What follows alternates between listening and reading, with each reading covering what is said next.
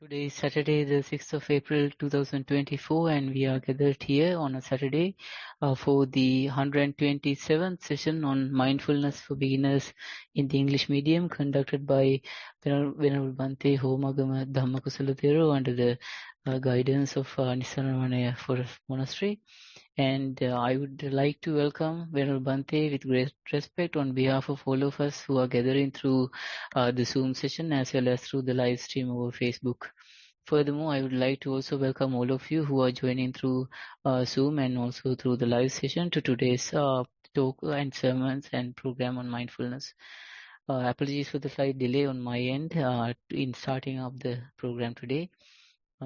I would like to mention that the program will commence with in-session practice guided by Bhante, and then we will move on to the talk, which is a continuation from last week, and then we will forward the verbal written questions and reports, and any verbal questions or reports on mindfulness for Bhante's valued advice.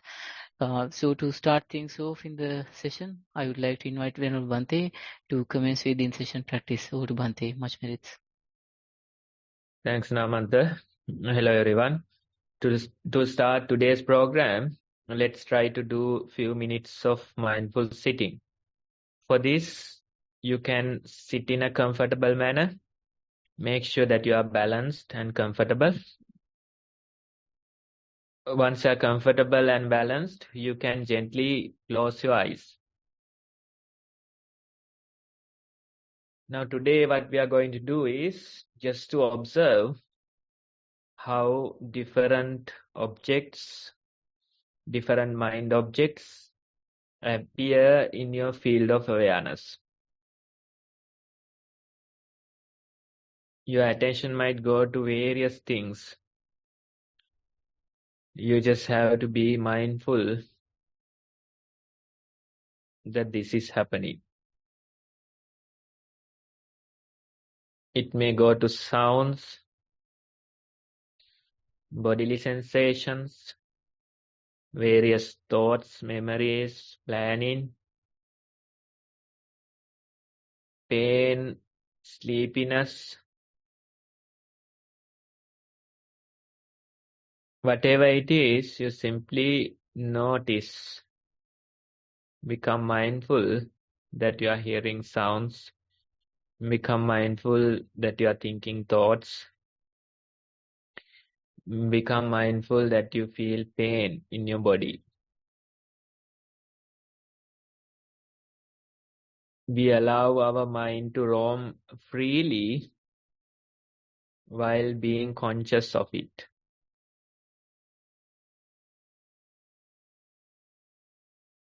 Let's try and continue this practice for a few more minutes.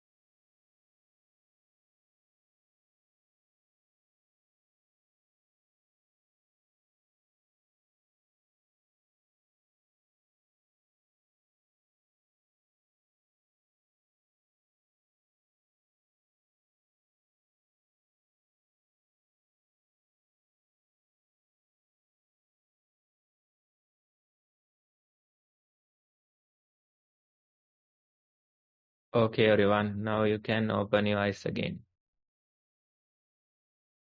That's our time for today's mindful practice. With that, Namanta, you can take go. Thank you, Bhante, and many merits for the guidance in the in-session practice. Next, we have the talk on mindfulness for today, and it is a continuation from last week's talk. So I will share the screen for the title, and I would like to invite Venerable Bhante to commence with the second half of the topic from last week's topic, which is about being prisoners of our own devices. I have shared the screen. Over to Bhante again. Much merits. Thanks, Namanta. Hello, everyone. It's the same topic that we discussed last time, the same quote, but today we are directing our attention towards something else. So we are taking it with a twist and see how we can relate it in some other way. The same quote we can relate to today's technology. We can relate to the devices that we are using. We are all just prisoners here of our own device. So it's going to be your smartphone or the other smart devices that you are using. So last time we had a different idea. Today we are discussing the same topic with a twist. We'll see how we can relate this new idea to the same topic. Now, before I go into the explanation, let me present some facts about the device use, the use of the smartphones.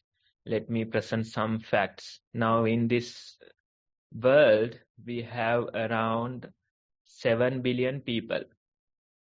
And out of that 7 billion people, about 4.5 billion, they don't have a working toilet.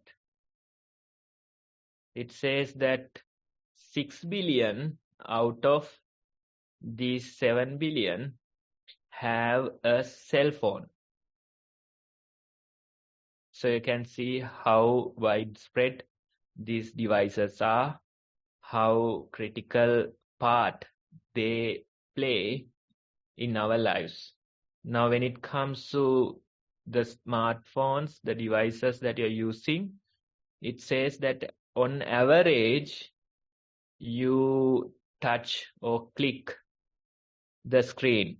You touch the screen about 2,600 times daily. So daily, this many touches you give on average. This many clicks you give on average. 2,600 touches per day.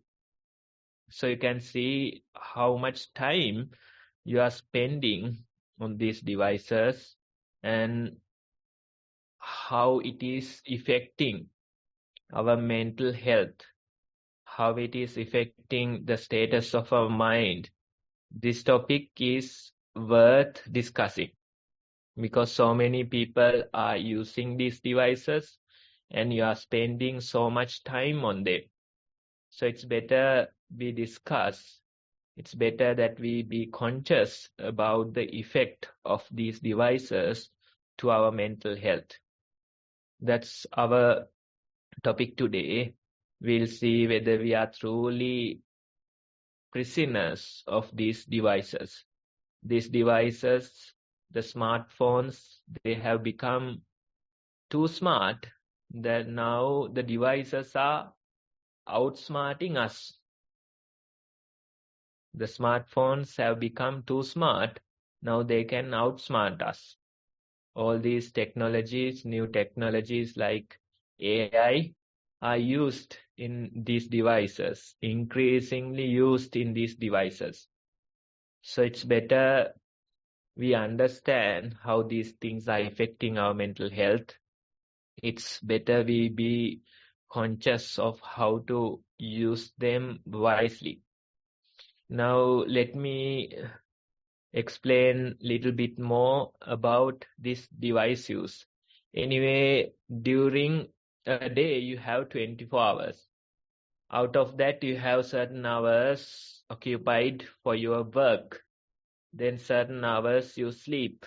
Then certain hours you do necessary things for your survival, like eating, drinking, those things.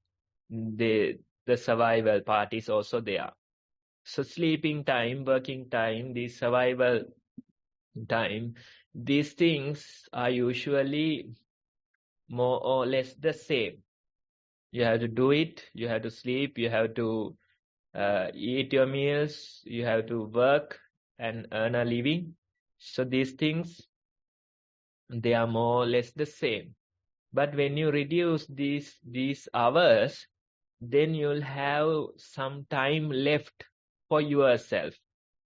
That is the personal time. We can say it's personal time. So you have certain personal time. This time is very valuable. Why? Because out of this personal time, you use for hobbies. Then out of this personal time, you spend time with your close friends or family, close relationships. This personal time is the part where you reflect, think, be creative. So although this personal time, these few hours, although they are small, they are very much important to your life.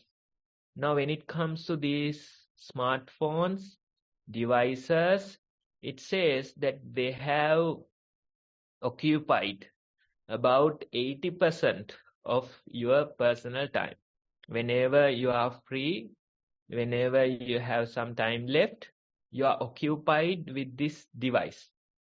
So you can see how much of an impact that would have, because this is the worthwhile time that you spend in a day. You sleep certain hours, you work certain hours, you do your survival things certain hours. When you reduce all those hours, this is the time that you really live. This is the time that you spend with your family. This is the time that you reflect on your life, make decisions and stuff. This is the time for your hobbies. This is the time to go outside and relax yourself. So out of this personal time, about 80% is utilized for these smart devices. You'll be using a phone instead of talking to your family members. You'll be using a phone instead of going outside. You'll be stuck doing something on a phone instead of thinking, reflecting about your life. So this is what happens. This is how these devices can really harm you, right? So when you go to these devices, let's say you are using social media, let's say you are browsing those videos. When you do such things, usually these devices, they don't have a stopping coup. Usually when you read a book, when you watch a movie, when you do some other thing, usually there is a stopping sign. When you finish certain pages, you are done with the book. When you watch a drama, you are done with it. When you do certain other things, usually after some time, you are done with it. But the problem with these devices, with this non-stop browsing, is that there's no real stopping clue. Nothing, there's no end to it. It's a bottomless pit. Again and again refreshing, feeding you more and more information. So you can see how it could make us prisoners of our own devices. You plan for 20 minutes and you end up spending 2 hours there. Without you even knowing, you end up spending 2 hours. And that's quality time of your day. That's the time that you have to spend with your family. That may be the time that you have for your hobbies. That may be the time for you to, go outside. But instead, you are just prisoners of these devices. So that's how it is harming. And the weird thing is that usually when it comes to those companies, they say this idea of dog feeding.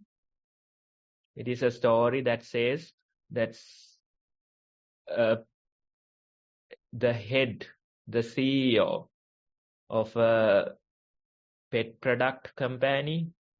He went in front of an audience and ate a dog feed. And the idea he conveyed is that if it is good for me to eat, it is good for your pet. So they have this idea of dog feeding. Whatever the company, they are using their own brand to show people that this is worth consuming. They are using their own car to show people that this is worth using. They are using their own brand to show people that this is worth using. But when it comes to these tech companies, the weird thing is that this dog feeding companies, this dog feeding concept is not there. They don't consume their own food because they know that it's not good. They know that it could harm people. They have done so many researchers trying to figure out how to get people more and more hooked into these devices. Lot of sciences are there, lot of research is there, and they have new technologies, new ways of getting people hooked on these devices, truly making them prisoners of their own devices. So that's why when it comes to these tech companies, they are not using the concept of dog feeding. There was this interview with Steve Jobs, and it was soon after he introduced the iPad for the first time. And, at the end of the interview, the person who was conducting the interview asked a simple question from Steve Jobs. He asked, your kids must be enjoying this iPad very much. That was the question that was asked. And the answer Steve Jobs gave surprised the audience. He said that they haven't used these devices. We are controlling the use of these devices at our home. So that's the answer he gave. So they are not using their own product because they know how harmful it could be if you spend so many hours on these devices. So the very first idea is that you have to be more conscious of this. Just at least don't try to stop from tomorrow. It won't happen. At least try to be conscious that I'm wasting this many hours on my phone. I'm wasting this many hours on social media. That consciousness is important. That is the starting point. That's where the mindfulness will come in. If you're mindful, then you know that you have a problem. If you're mindful, then you know how this is affecting you. That's also important. If you know that this is affecting your mental health, then that is helpful for you to make a better choice. If you know that you are spending so many hours on these devices, then that is helpful for you to make a different choice. So the very first thing is that you have to be more conscious of your use, how hooked you are on your own devices. That you have to be aware. Then with that awareness, with that mindfulness, then you can gradually work towards making things better. That process is gradual.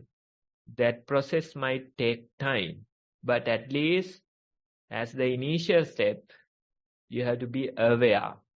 You have to be conscious that you are using or wasting so many hours on these devices.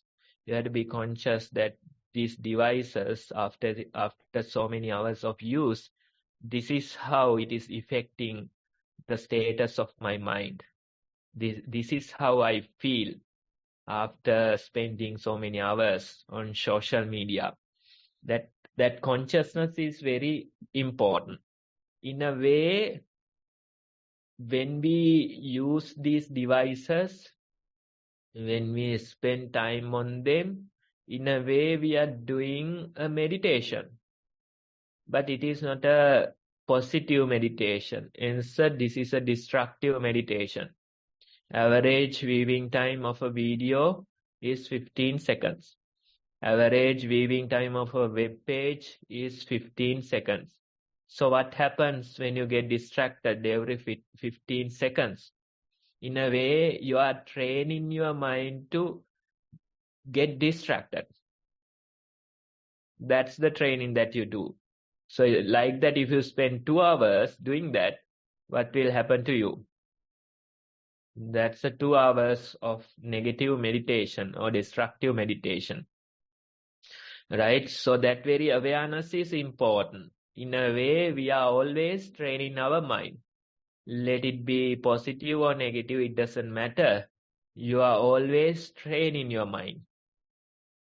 So when you are training your mind, these devices, they train you in a negative way, in a destructive way.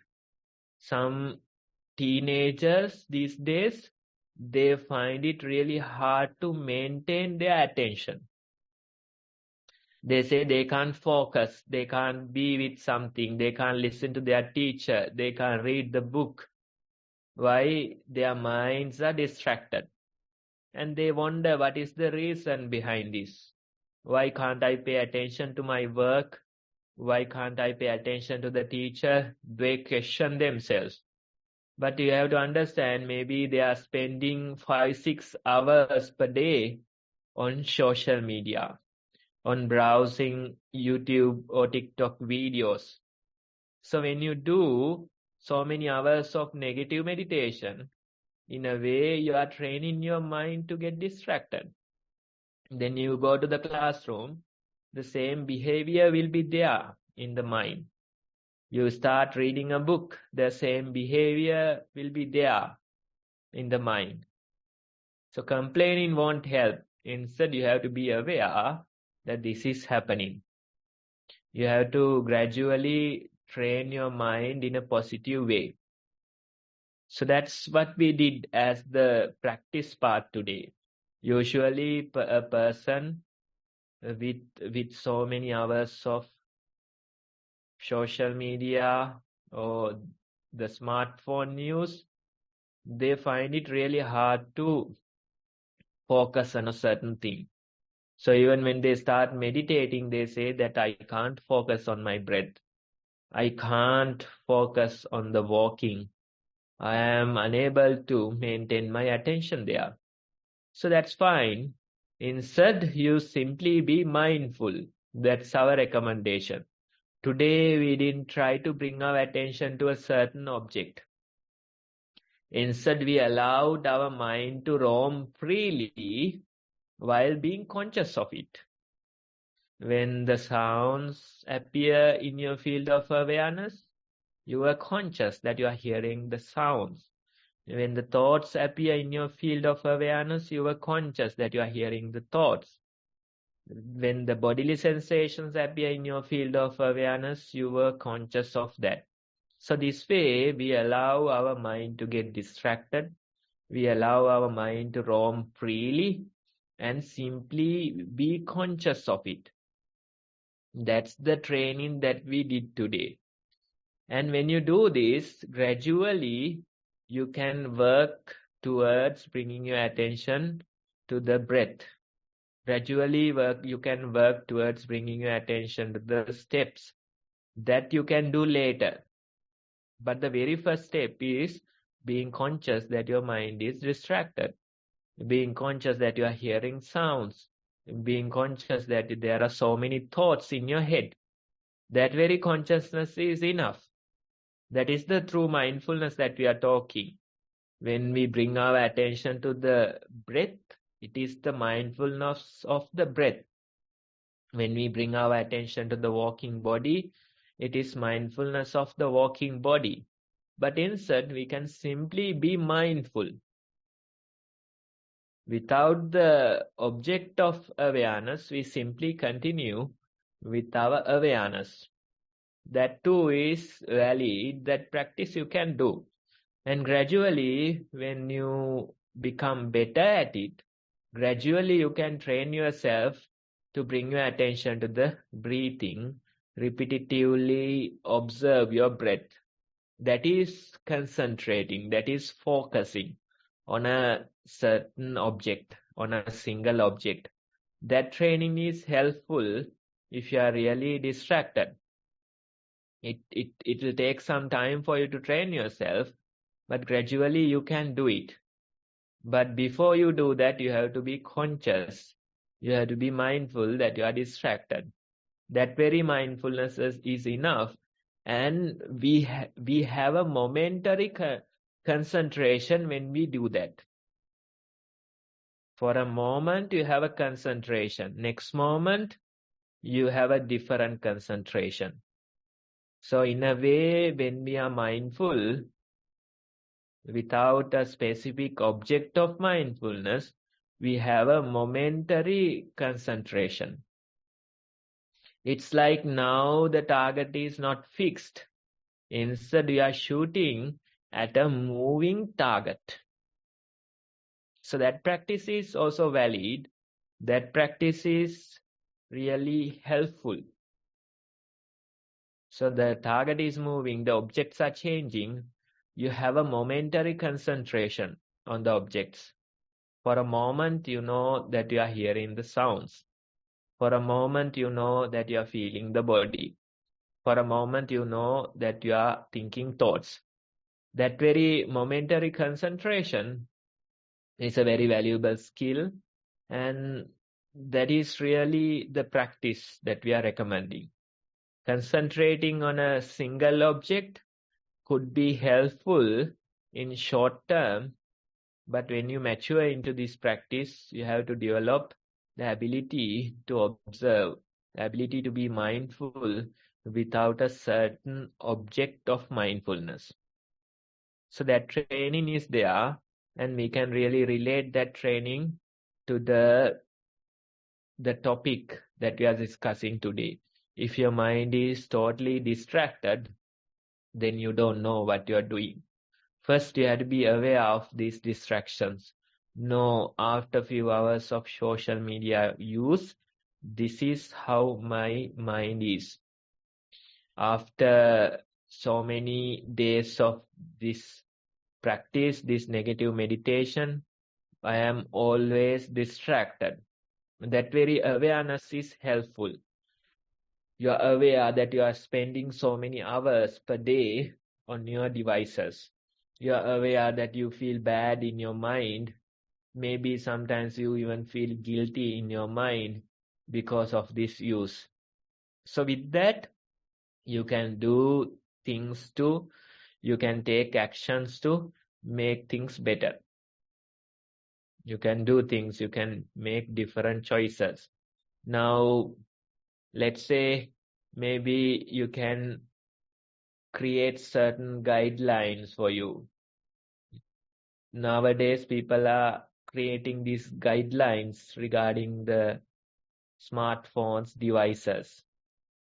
Some people, they have made a decision not to use these devices while they are on the dinner table. They're having their dinner and they are not using the devices. They keep the devices away because this is valuable family time. So instead of being distracted in a phone, they try to spend that quality time with the family. So intentionally they are avoiding using the devices during that time. Some people, they put their phones or devices on flight mode during the weekend. So you can use it as a camera, but you can't receive calls or use internet. So these actions you can take, but when you take them, you realize it is really difficult. They have this new idea or the new phobia, which is called nomophobia. No mobile phobia, nomophobia. So when there is no mobile on you, you feel this phobia. When you are away from your phone, you feel this phobia. So it is called nomophobia, no mobile phobia. And you can really feel it. When you stay away from the phone, you can really feel it. Again and again, you get repetitive thoughts to check your phone. Again and again, you get repetitive thoughts to, go and take it. So these mind patterns, you have to really observe and see. Some people, whenever they are waiting, they have this urge to use the phone. Go to a waiting room and see what they are doing. They sit down, they take their phone out. Go to a line, probably in a bank or something. They are waiting in line, checking their phones. So this is how people behave these days, right? Whenever they are waiting, they are on their phone. They use these devices to get rid of the boredom. They don't like the waiting, so this is their solution. In a waiting room, people come in, they sit down, they take their phones out.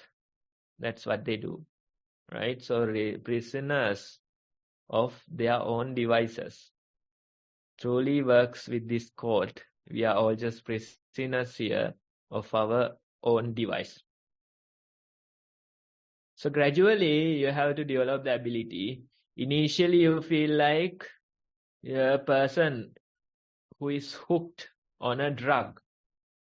Let's say, what happens when you stop using a drug? You start detoxing. You get detoxing symptoms.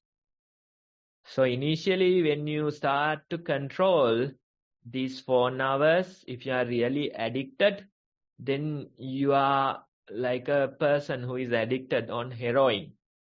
And when you stop using, you start to feel these detoxing symptoms. Anxiety is there, various other physical symptoms are there, certain fears are there. So this is how it is. So most people, they give in to the fear. Most people, they give in to the detoxing. They start using again. But what you have to do is that you have to go through this process. Little by little, develop the ability, develop the courage, and continue with it. And when you face it for a while, when you continue for a few weeks, then you realize you become much better at it. Now your mind can survive without these devices. Now you have trained your mind in a different way. With that different training, you can survive without the device. I'm not saying for days, just for few hours you can survive. Can you survive 1 hour without checking your phone? Can you survive 1 hour without that phobia, nomophobia? That's the real idea. So that way, gradually you have to continue. Gradually, you can develop this ability. You can create certain rules, norms regarding the mobile use. During the dinner table time, I'm not using.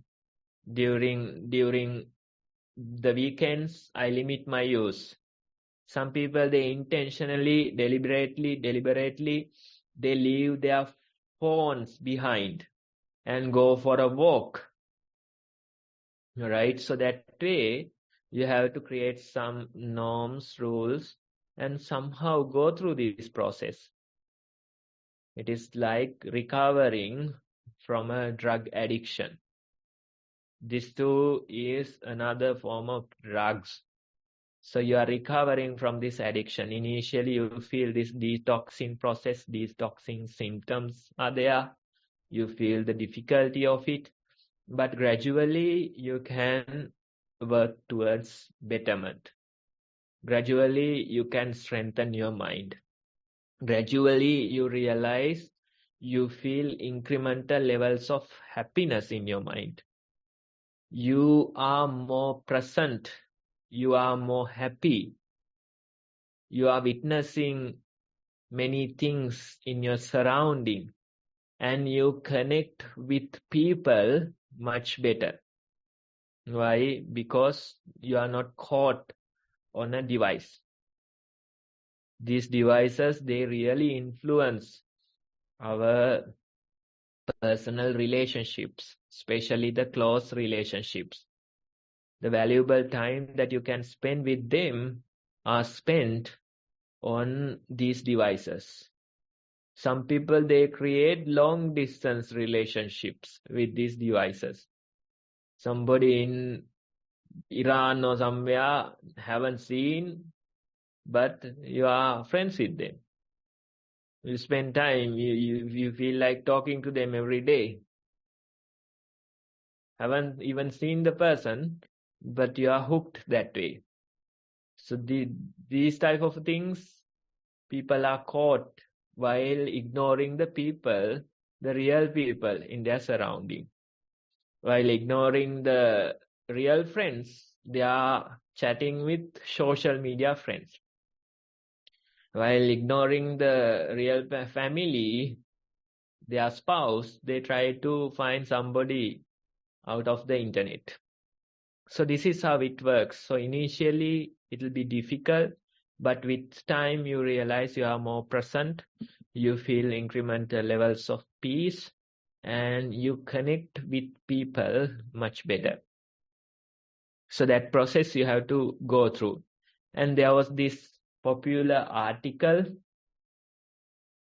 maybe like few years ago.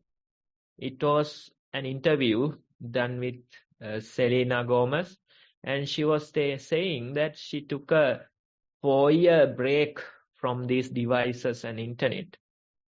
That 4-year break, it was a huge impact for her mental health, and she was saying that she feels more present, much greater levels of happiness in her mind, and she connects with people much better.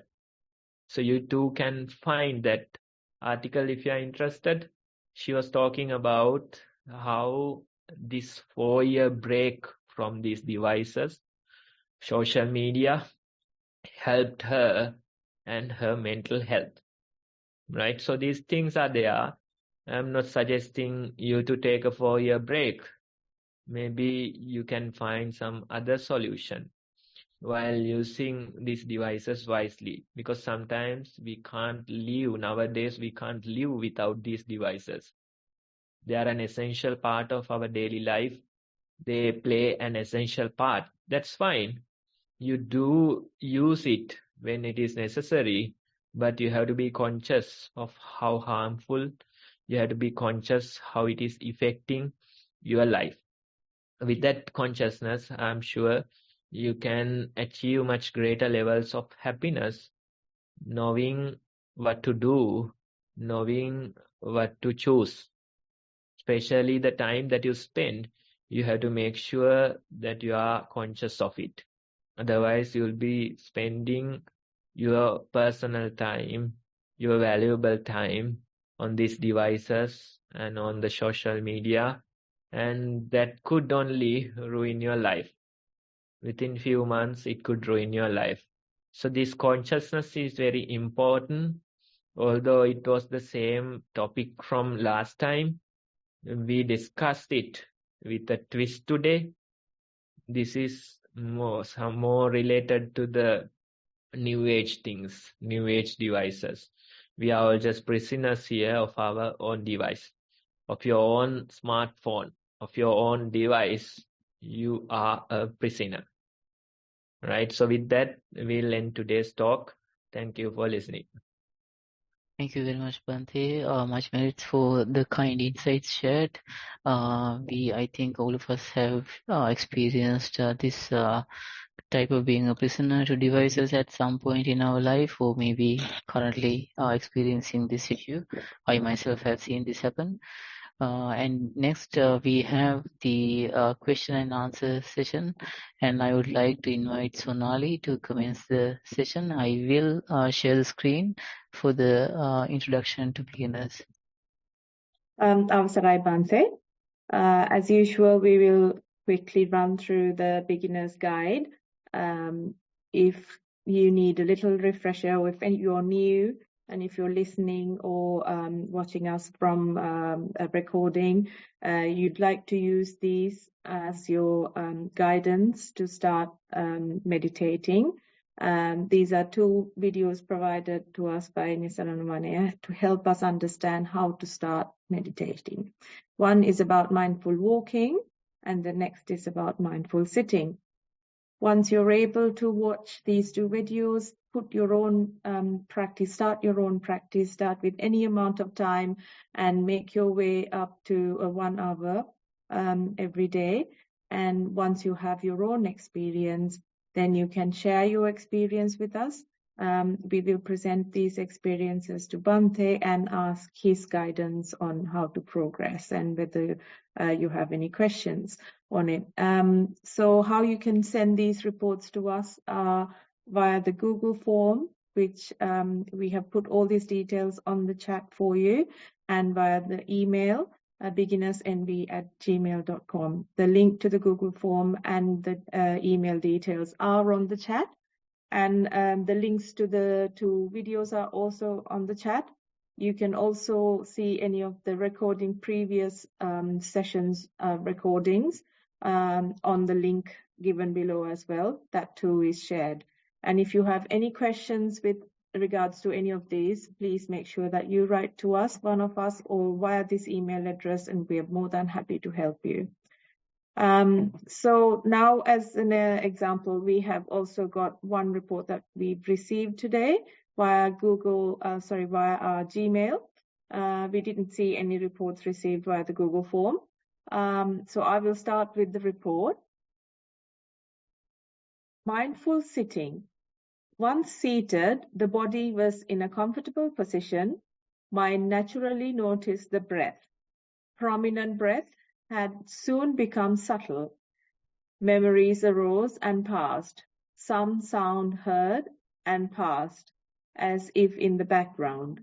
Breath had moved between being prominent and subtle at intervals. Boredom and sleepiness arose, but was aware that this would also pass away. Peacefulness felt in body and mind. Sat for an hour. Mindfulness during the day. There are more opportunities in daily life to see the impact of mindfulness. For example, things and people outside that used to bring up annoyance, irritation, shock, etc., have passed without much storytelling in mind. There was surprise regarding why the old way of getting worked up was not happening. There was awareness of not needing to take responsibility for what external world is doing. Mind appreciates the calmness and acceptance more, compared with reacting and wasting mental or physical energy in wanting to be right. Being familiar with observing what arises and passes away in formal sitting and walking sessions is certainly leaking into the day-to-day life. Mind is less interested in reacting to others because of the knowledge, and this shall also pass, comes up more as the option. This, of course, does not mean that the reactive mind is completely switched off, but simply that the mind recognizing the increasing number of times when it is not interested in the old habit of reacting to news or events or people. Impact of this is the peace and calmness of mind lasting longer. It is interesting that it does not feel like a conscious choice is made to not react to things. but it feels like sometimes not reacting is just an automatic response. Dear Bhante, look forward to your valuable feedback. Much merit to you and the organizers. That's the end of report, Bhante. Okay, thank you for sharing. Now, when you experience such benefits of the practice, it is worth sharing with the group, because there could be other people in the same audience that who haven't experienced such things, right? So your experience, it could be helpful for others to be encouraged towards their practice. That's why we share these experiences. Otherwise, when you do your practice, you will know. But it's good to share and it's good to discuss. That way we continue, and maybe hearing your experience, some other person might start practicing. And when they do, they too experience the same benefits. It might take some time, depending on the person, but these things come.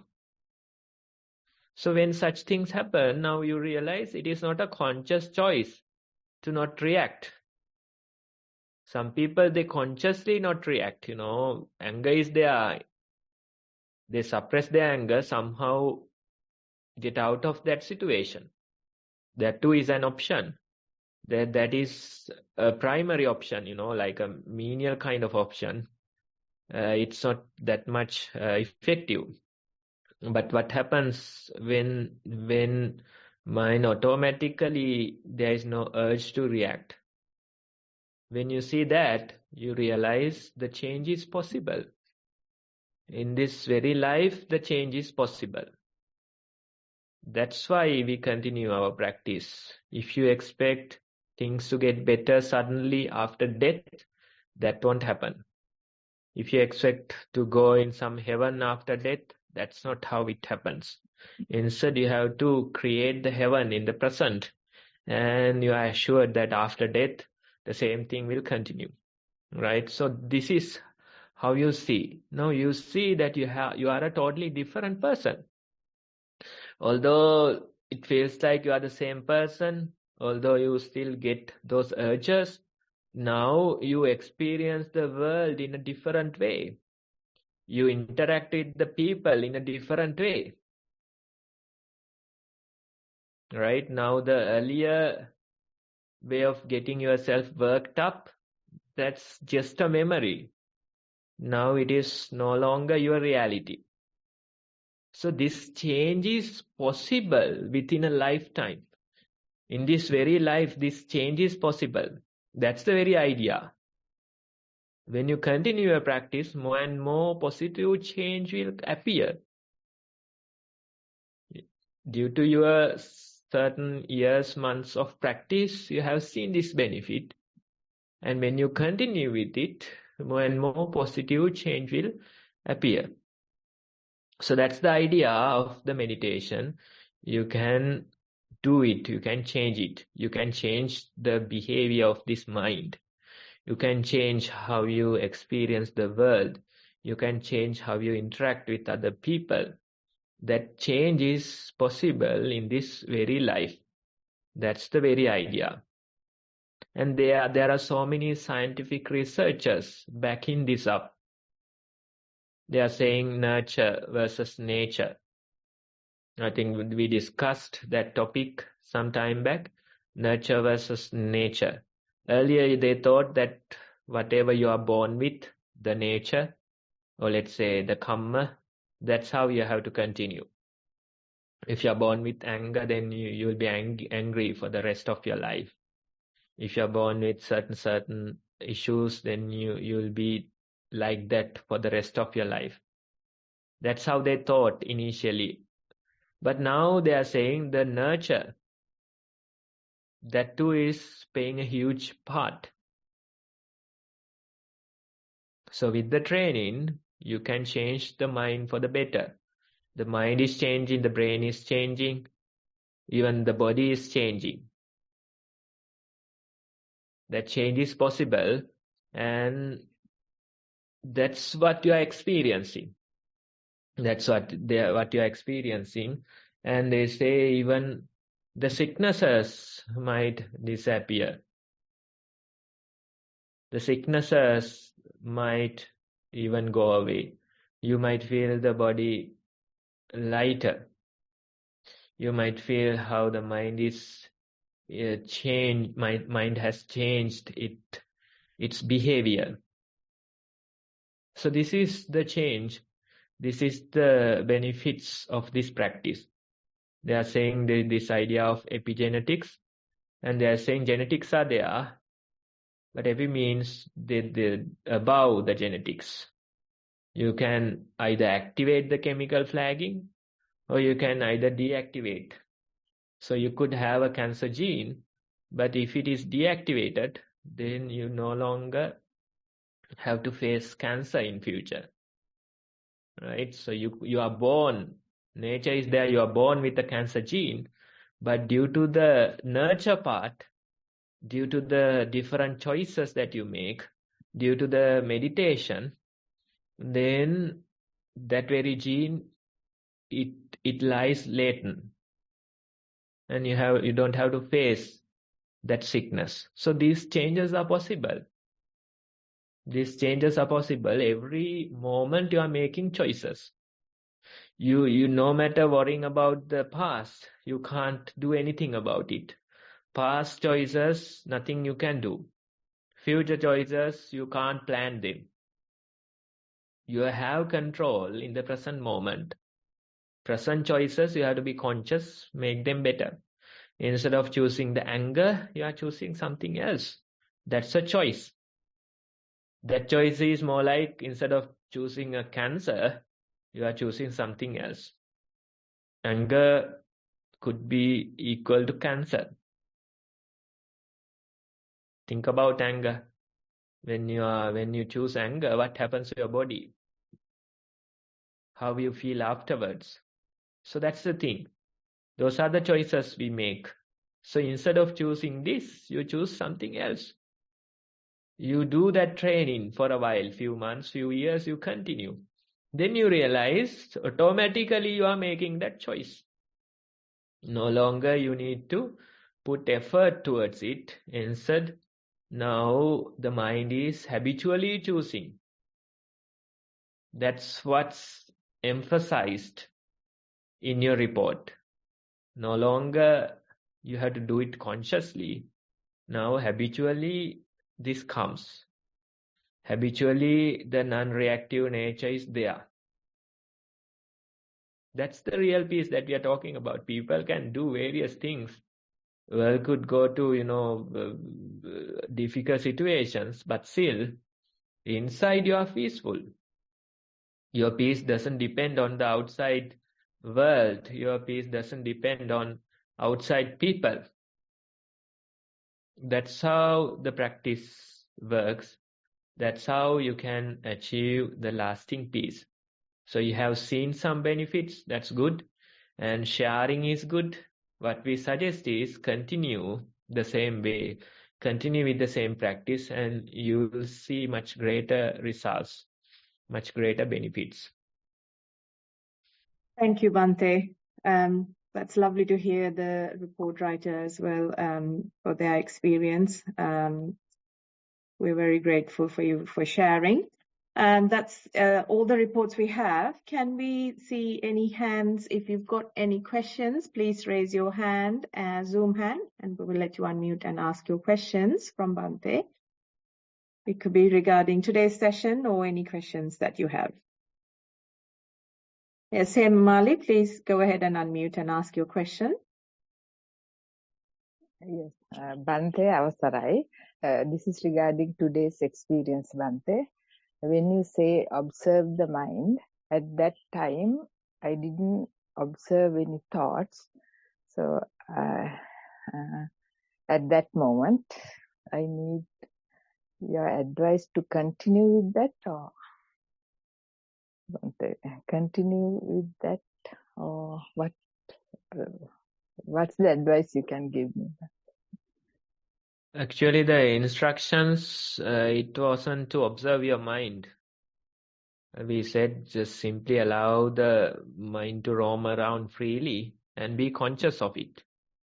So you are not basically, there's a slight difference, right? Yeah, Bhante, So, actually I observed, I determined to observe the mind.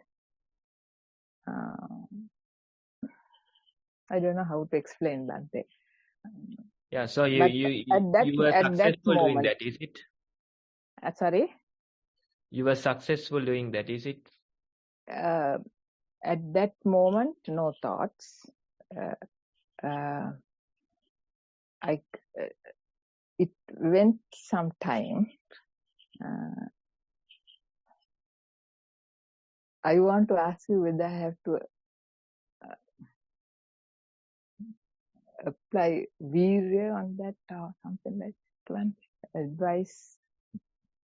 Yeah, the V-ray is already applied. That's why you are doing the meditation, right? Yeah. That observation, it takes effort, right? So that's already there. What you have to do is continue with this observation. Right. Anchor Okay, yourself Bhante. into the body once Yeah. you're given the chance. Now, no thoughts, no distractions means you are given the chance. So you can anchor yourself into the body. Let it be the breath, let it be the walking sensations. That way you can anchor yourself to the body and continue with this very observation. Thoughts might appear. When they appear, you acknowledge them, you know that the thoughts are there while continuing your observation. Right? So that way you have to do. If your mind is distracted, let's say we were targeting today's topic with the practice part. So if you are utterly distracted, then simply being aware of that distraction. If your mind is peaceful, you can gently bring your attention to the breathing. Know that your body is breathing, know that your body is walking. That very practice you can continue. But for a person who can't focus, especially for those teenagers nowadays, they can't focus. They have a really hard time doing this. So the initial part would be to just simply sit for a while. Notice that your mind is distracted. When you continue that practice for a few days, then you can gently bring your attention to the breathing, bring your attention to the walking. That way you can continue. Thank you, Bhante. Thank you, Hemmal. Is there anything else? Anyone else have any questions? Please raise your hand. We still have some time today. Yes, Namanta, go ahead. Thank you, Sonali. Much merits.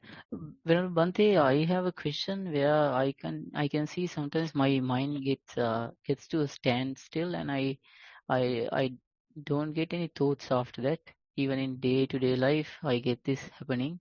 Even when I have to do something urgently, I get my thoughts kind of frozen, or the mind is frozen, and I can feel my body posture and I can observe my mind, but anything related to the task at hand will not come into the mind. So then I usually open up the Facebook account and see some, scroll some a little bit more, and then try to get the mind running like starting an engine. And then by using that, I get the mind to run and then get to the task. So it's a very funny situation, but I observe that this has happened many times.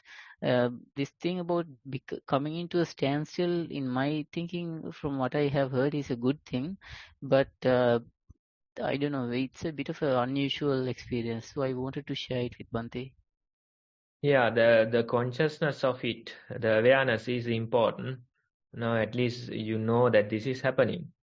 Usually what happens is that when you continue the practice for some time, maybe for a few years, these type of situations arise. Maybe this is more like a phase.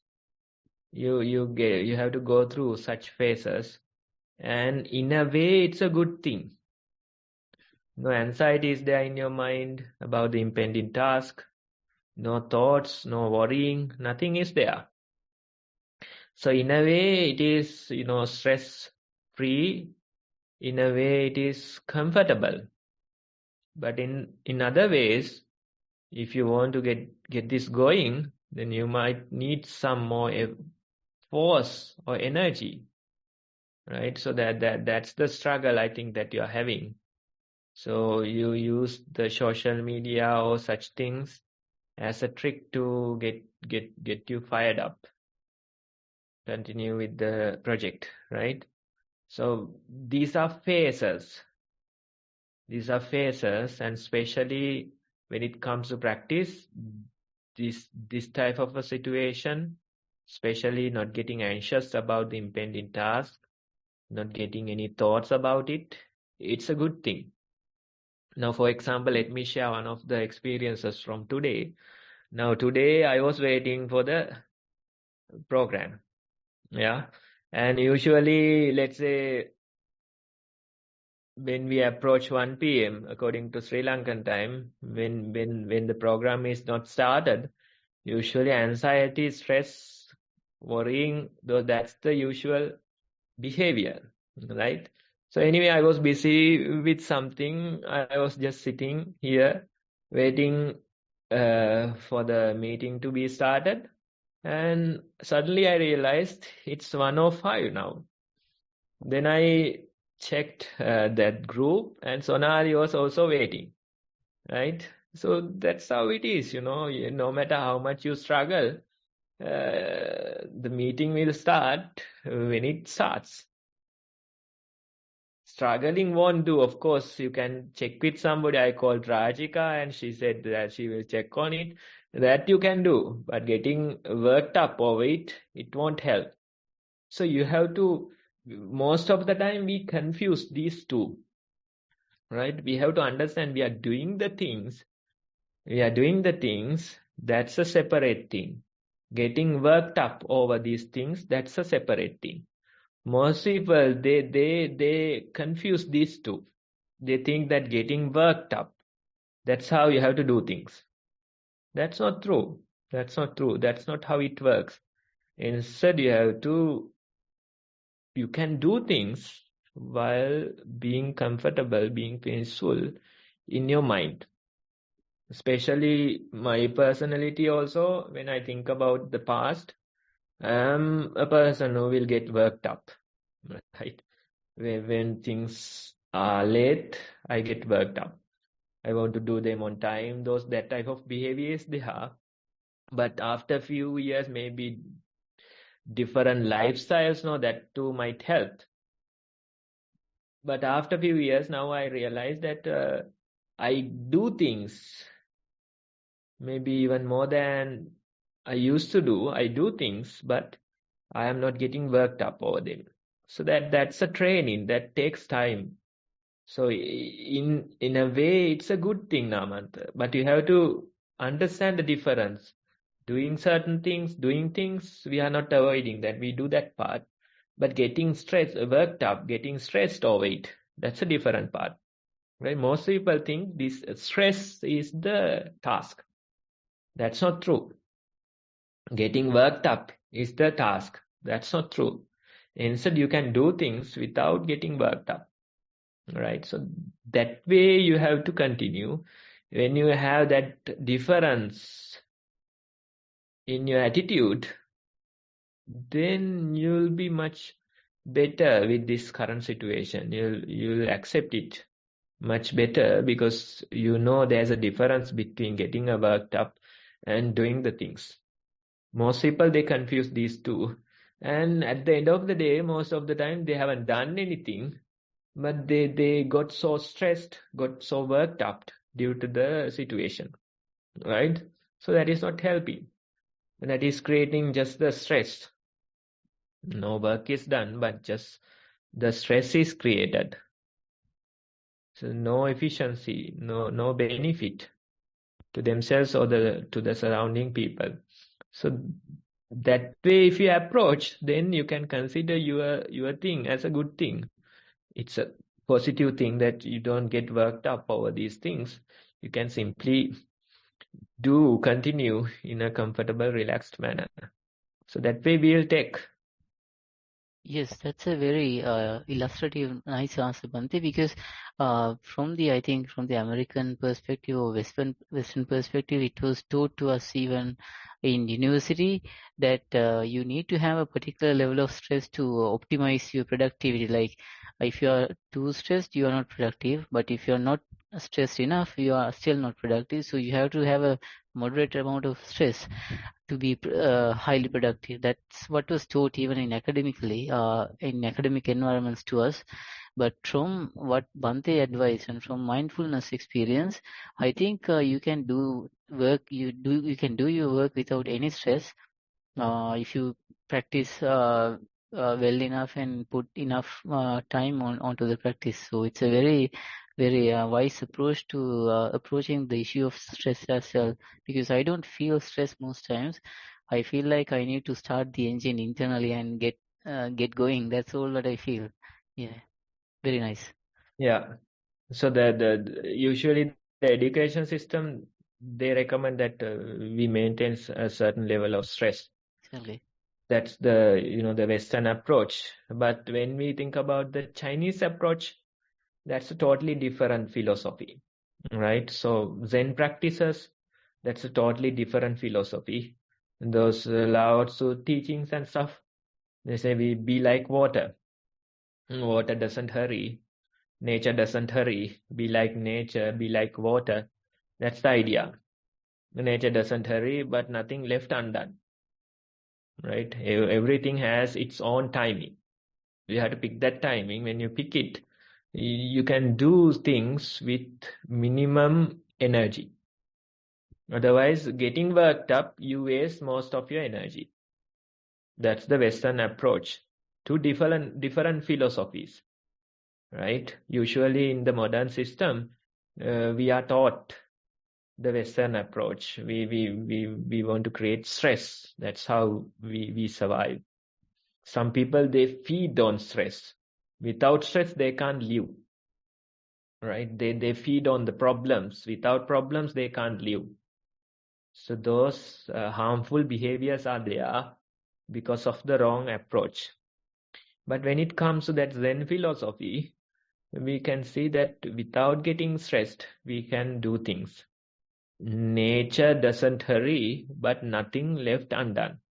That's the greatest example, right? Nature, it feels like don't care, things are left undone.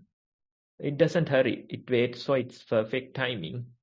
And nothing left undone. At the end of the day, you realize everything is done perfectly, right? So that's the approach. It takes time because we are usually identified with our mind, no? Right? So that mind identification goes against this. It doesn't like this nature thing. It doesn't like how things flow. It wants to go against that flow.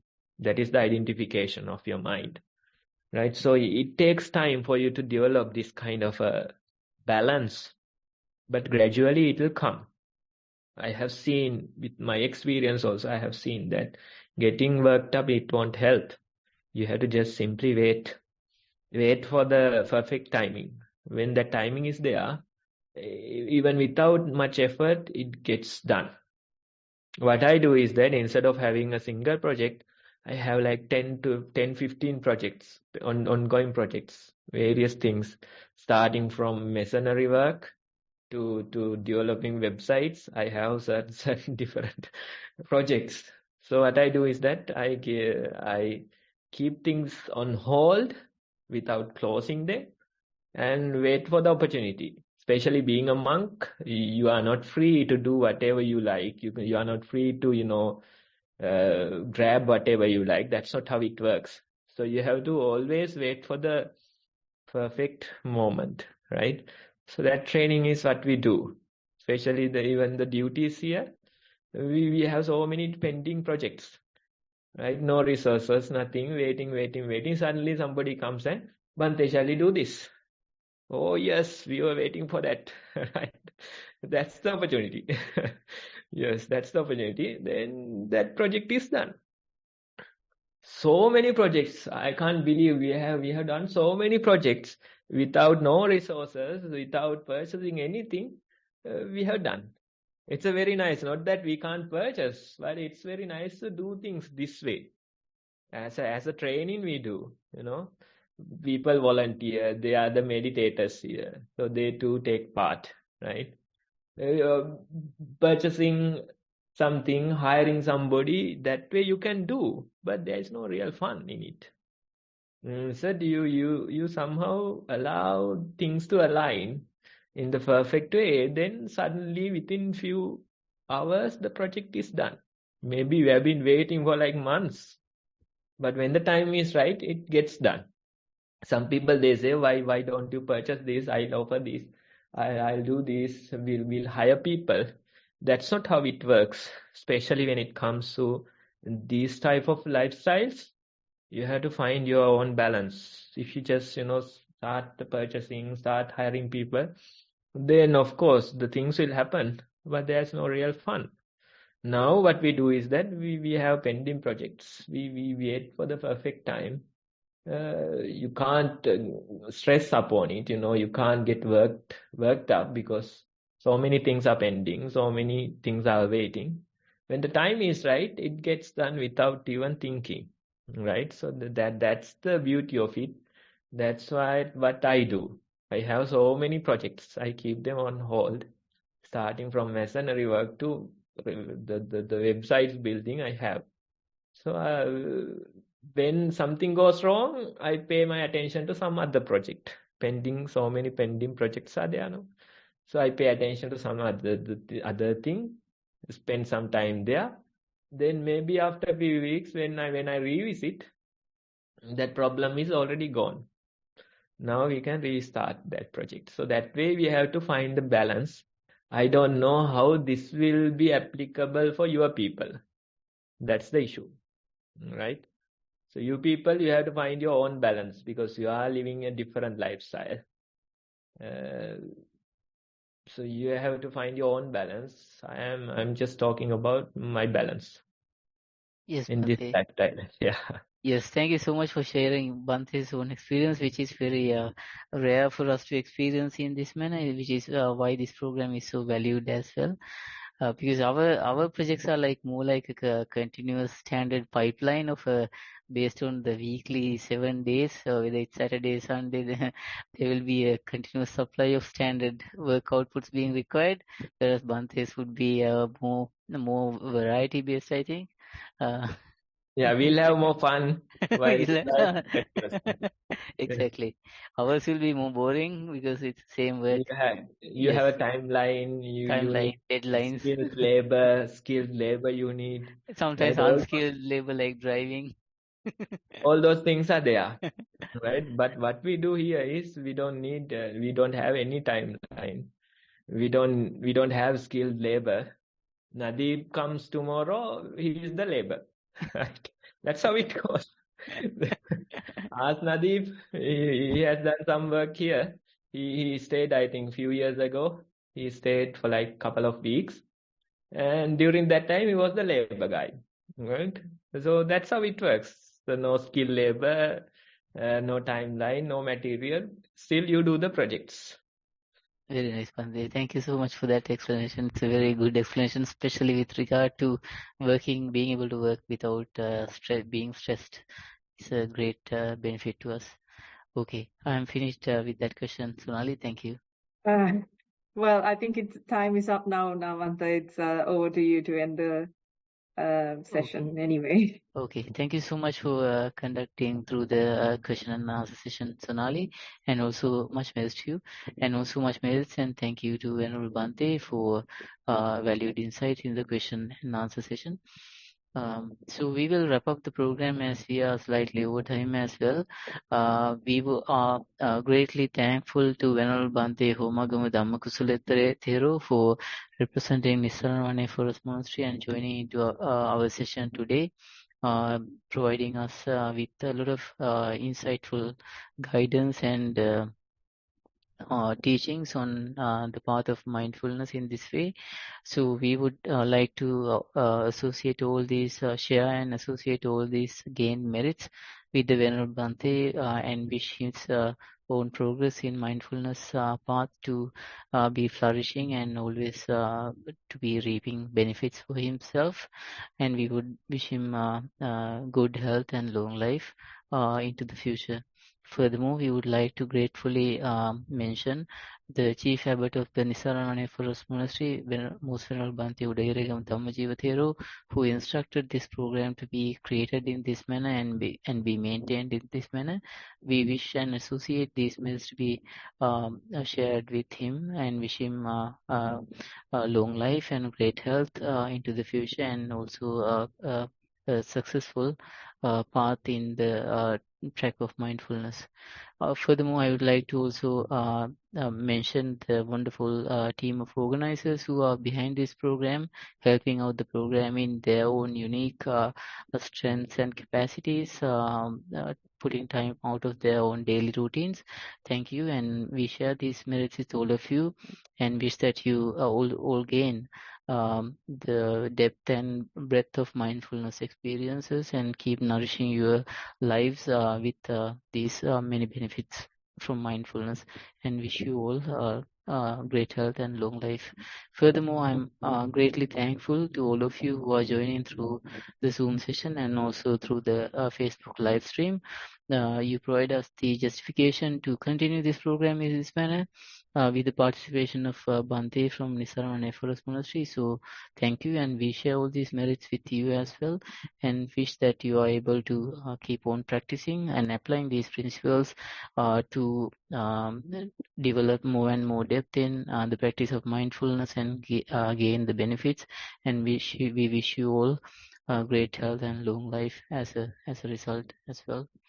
So the program will continue again on next Saturday, same time. And apologies for my delay in starting the program today. I was being very optimistic about the traffic conditions, and I lost a few minutes due to some traffic issues or GPS or something, and I got late. So program will be starting at Sri Lankan time 1 p.m. wherever you are located geographically.